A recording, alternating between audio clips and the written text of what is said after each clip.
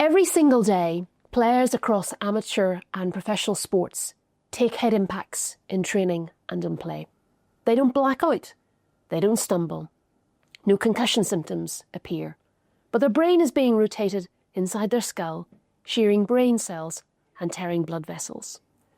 Brain injury in sport isn't just about one big hit or suffering a concussion. Every head impact creates brain damage, contributing to negative cognitive, psychiatric and mental health outcomes, and increasing the risk of developing CTE, a progressive neurodegenerative disease that leads to early onset dementia. Shockingly, 1 in 5 people diagnosed with CTE after death never had a recorded concussion. How does this happen? Well, this is the result of sub-concussives.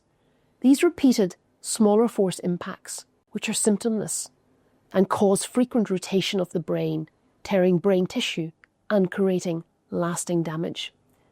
Amateur and professional players in their 20s, 30s and 40s around the world are suffering from memory loss and a reduced ability to focus, learn and think, and to change behaviour.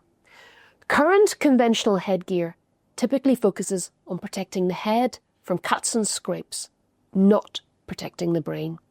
Children, youth players, amateur and professional players are being failed, and the number of sporting bodies facing legal action from players is mounting.